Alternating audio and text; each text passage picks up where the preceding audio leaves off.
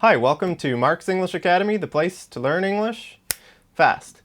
In this lesson, we're going to look at two news articles that have some pretty hard words, but I'm going to try my best to explain to you what those words mean.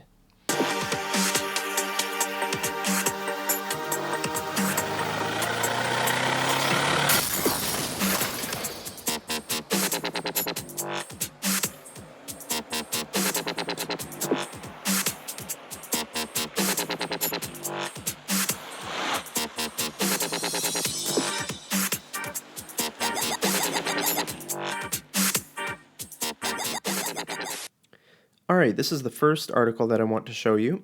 The headline says, Israeli airstrike in Syria kills son of late Hezbollah commander. So the first question I want to ask you is, why are there no articles here? Why doesn't it say, an Israeli airstrike in Syria kills the son of a late Hezbollah commander? Well, it's because this isn't a sentence. This is just the title of this article. And usually in headlines, they don't have articles. But another reason is that in writing like this, like news articles, the style of writing usually takes out unnecessary words. So you'll notice even in the article itself, sometimes they leave out words that you think should be there. So don't worry too much about it. That's just the style of writing. Okay, the second question I want to ask you is, what does this word here mean? Late. Kill son of late Hezbollah commander. Does that mean that this Hezbollah commander arrived late to the battle? The Israeli forces killed his son because he was late. He wasn't there to defend his son. No, that's not what it means. The word late means that he was already dead. He had died sometime in the past. Okay, we don't know when he died, but it was sometime in the past. Maybe the article will tell us. So let's start reading. An Israeli airstrike in Syria killed 6 members of Lebanon's Hezbollah Sunday. Okay, see here again, you can see, I think there should be the word on here. When we talk about days of the week, we usually have the preposition on, like on Sunday or on Monday, but it's not here. They just take it out. I think it would sound better if it had it there. Actually, if I was writing this sentence, I would put Sunday at the beginning and say, on Sunday, an Israeli airstrike in Syria killed 6 members of Lebanon's Hezbollah. Okay, Jihad Mughniya, I have no idea how to pronounce his last name, but anyway, the son of the parliamentary group's late leader, Imad Mughniya, is among the dead, Hezbollah confirmed in a statement. Before his death in Syria in 2008, Imad Mughniya, okay, now we know when he died. So he died in 2008. Who went by the nom de guerre Al-Hajj Radwan, was on a U.S. most wanted list with a $5 million bounty on his head for his alleged role in a number of terror attacks, including bomb attacks on U.S. and Israeli embassies, and the kidnapping and killing of dozens of foreigners. Wow, that's a long sentence. Okay, so you'll see this here, a nom de guerre. So what do we do when we come across things like this in English? So we know this obviously is not English. It looks like French. Well, when you come across something like this, try to figure out what it means just by the context. And the meaning is very obvious in this context. So we know his name is Imad Mughniya, but then it says Al-Hajj Radwan. So who went by the nom de guerre Al-Hajj Radwan. Obviously, it means fake name. So this guy went by a fake name, Al-Hajj Radwan. A fake name can also be called an alias or a pseudonym. A lot of people who like write books, they go by a fake name. Uh, like the person who wrote the Harry Potter books has written some books by a fake name as well. So this is what nom de guerre means. It's a fake name. Okay, next I'll skip down to this paragraph here. The Israeli Defense Forces have not officially commented on the airstrike, but local media has quoted an Israeli military source as saying the attack targeted terrorists who intended to attack Israel. MTV Lebanon, an independent media organization, said the missiles targeted a rocket launching cell that was on a mission to fire at Israel. So, what does this word here mean? Cell. The word cell means a small group of people that function in a larger organization. So the larger organization in this case is Hezbollah, and these people, they're just a small group of people that were on a mission to fire rockets at Israel. That's their job. They're the rocket launching cell. There might be lots of rocket launching cells. I'm not sure. I have no idea, how many rocket launchers or how many people Hezbollah has that are trained to launch rockets, but there's probably a lot more than one.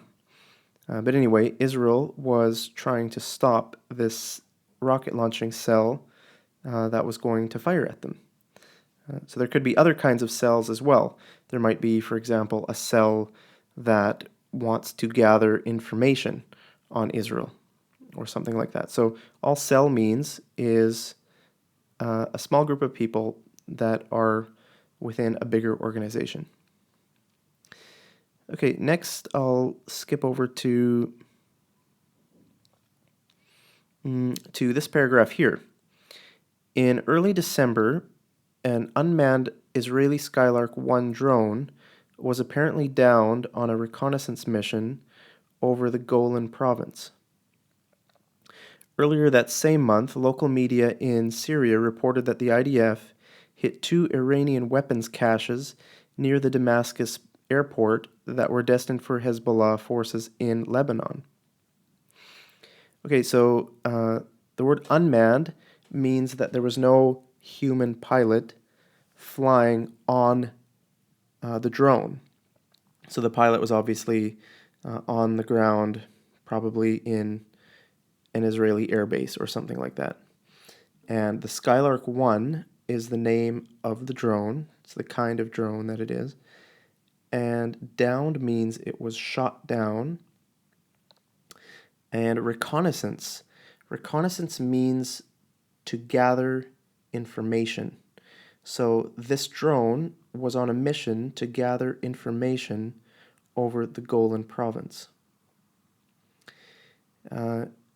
Another word that I wanted to point out to you is the word cache.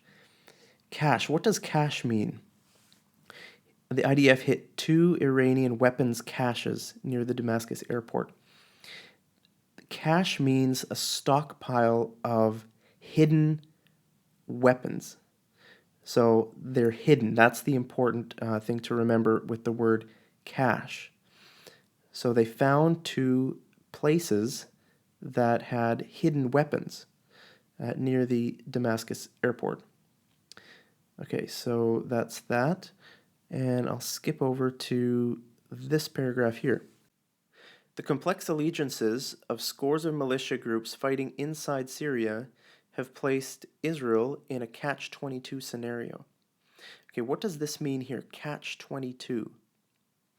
Well, let's read the next sentence and see if we can find out. By attacking Hezbollah targets in the Golan Heights, Israel is essentially assisting Jabhat al-Nusra, an al-Qaeda affiliate that, according to Israeli security sources, controls much of the border. Okay, so this is the problem Israel has. So Israel doesn't like Hezbollah, and Israel doesn't like al-Qaeda. And al-Qaeda doesn't like Hezbollah, and al-Qaeda doesn't like Israel. And Hezbollah doesn't like al-Qaeda, and Hezbollah also doesn't like Israel. So it's a bit of a sticky situation. So the problem is that if Israel attacks Hezbollah, they're helping Al Qaeda, but if they don't attack Hezbollah, well, then Hezbollah will keep attacking them. So that's called a catch-22 situation or catch-22 scenario. It's a frustrating scenario because both options seem bad. We call that a dilemma. All right, the next article we're going to look at is called Can Fat Be Beautiful? But first, it's sponsor time. This lesson is brought to you by nobody.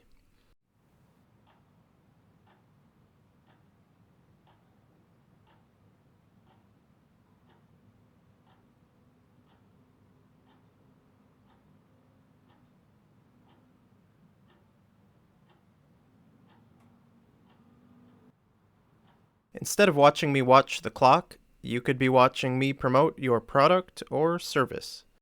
Okay, this article is on BBC Culture, and it's called Can Fat Be Beautiful? I won't read the whole article because it's quite long, just like the last one, but I'll read a few of the paragraphs and try to explain some of the harder words. So, a new dance production at the Sydney Festival is breaking taboos and challenging perceptions. So, what's a taboo? A taboo is something that society forbids. For example, picking your nose in public is something that society forbids. There's no law against it, but society will get mad at you if you do it. So the taboo here is that fat people are dancing. Okay, most dancers around the world are skinny. So that's why this is a taboo. That's why this says this production is breaking taboos. Okay, rope cuts into a dancer's copious flesh, and distending rolls of blubber create a swollen, moving sculpture. Copious. Copious means a lot of something. For example, I could say, I ate a copious amount of pizza yesterday. That's why my stomach's not feeling very good today. So copious, I mean, for example, this picture, this woman has copious amounts of flesh. And distending rolls of blubber. Distending means expanding or swelling up or sticking out. So rolls of blubber. Blubber is another word for fat, and these here are called rolls. Rolls of fat or rolls of blubber. Distending, sticking out, create a swollen, moving sculpture. What begins as grotesque, a bulbous, bulging body, slowly, gradually transforms into something more graceful. So the word grotesque means really ugly or very unnatural.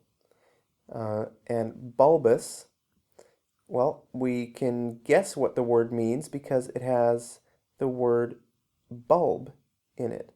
So think of the shape of a light bulb. But bulb is a noun, and so we need to make it an adjective because we're describing the noun body. So it turns into bulbous. And bulging means it's almost ready to burst or pop. So if you imagine carrying a water balloon that you filled up almost as full as it can go, you need to hold it very carefully or else it might burst. So that's what bulging means.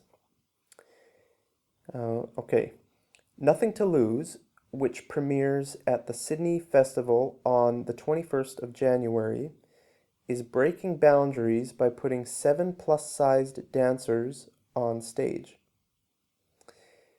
The word premieres means that it's being shown in public for the first time. So if a TV show premieres, that means that it's being shown on TV for the very first time. And plus sized means bigger than average. So plus size, I'm not sure how women's sizes work, but plus size might be, for example, size 20 would be plus sized instead of size maybe 4 or 5. I'm not sure what the average size is for a woman. Um, so the show hopes to challenge not only the way we think about fat bodies, but how we see them. Okay, now I'll skip down to these paragraphs here. Larger people, for the most part, larger people are, for the most part, rendered invisible in society. In her essay, Headless Fatties, British psychotherapist Charlotte Cooper points out that photographs used by mainstream media to illustrate the obesity crisis are often cropped, leaving just torsos. This objectification, she writes, renders people reduced and dehumanized as symbols of cultural fear. The body, the belly, the arse, food. Okay, so the word cropped. What does the word cropped mean? I'll show you. This is what, for example, if we go on this picture here, this is what, oh, I'll just get this to go away here. Okay, this is what crop means. So if I go like this, now I'm cropping just her torso. So she won't have a head, she won't have arms or legs. That's called a torso, the middle part of a person's body. And this is what it means to crop. Okay. This objectification. So objectification means to make an object out of something. So this isn't good because, I mean, this woman here, she's a person. She's not an object. So objectification means to make somebody into an object. Okay. Fat bodies are believed to be lazy, inactive, unattractive, asexual, unhealthy, unsuccessful, and unhappy. So the word asexual means that it doesn't have a gender. So some people, what she's saying here is some people might look at a picture like this and say that she's not a woman. She's just a fat person. Okay, she doesn't have the qualities of a woman. So that's what asexual means. If someone doesn't really have a gender. Okay, now I'll skip down to these paragraphs here.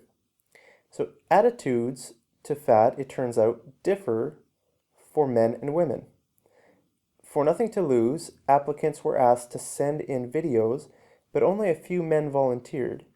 2 of the production's 7 dancers are male. Men aren't told they're fat. They're told they're bigger, they're bold, they're powerful, says Drinkwater. Body shame does sometimes happen to men, but women are so drilled about how they're supposed to look. Perceptions of beauty have changed throughout the ages. Marilyn Monroe was lusciously curvaceous. Kim Kardashian has put big booty back in fashion. And in the Baroque era, painters such as Peter Paul Rubens idealized full-figured women in their art. Okay, what does lusciously mean? The word luscious means full or delicious. For example, I could say, I ate a box full of luscious strawberries. So it's a good word. So Marilyn Monroe was lusciously curvaceous. Curvaceous means having lots of curves. She wasn't super skinny. She had some curves to her. Kim Kardashian has put big booty. Booty means butt. And the Baroque era. So the word Baroque means it refers to the kind of art or architecture in the 1600s in Europe. So if you go to countries like Germany, if you visit, the really old churches, a lot of them are Baroque era uh, churches, meaning that they have this one kind of architecture that it's really detailed. It's really interesting to see because there's so much work that went into making these churches, and it looks really pretty with all these tiny little details all over the church. Um, I don't know much about architecture, but it is really fascinating to see. So, so this guy, Peter Paul Rubens, idealized full-figured women in their art. Full-figured means not skinny. So in ancient times, when undernourishment and famine were real risks, large was large was a sign of health and wealth. The Venus of Willendorf, a statuette that dates to around 28,000 BCE, before Common Era, shows a woman with vast, drooping breasts, sausage-like legs, and a wobbly, distended belly. That's a funny way to describe a woman's legs. Sausage-like legs and a wobbly, distended belly. In Australia, however, obesity rates are climbing faster than anywhere in the world. A recent study showed that 63% of the country's adult population and almost a quarter of children are overweight. Many have questioned the ethos of glamorizing fatness when obesity can result in serious health issues, including higher risks of type A diabetes and heart problems. Okay, so the word ethos. Ethos means like the ethic or the morality of something. So this is saying that a lot of people have questioned the morality of making fat look beautiful. Glamorizing means to make something look beautiful. Uh, because obesity can result in some very serious health issues like these type A diabetes and heart problems. So, yeah, so they're saying, I mean, it's dangerous if we make fat something good because a lot more people are going to become unhealthy and suffer from these diseases then. All right, that's it for this lesson. I hope you learned some new words. And if you have a few rolls of blubber like I have, then click on the like button right down there, and I'll see you over in the next lesson. Take care.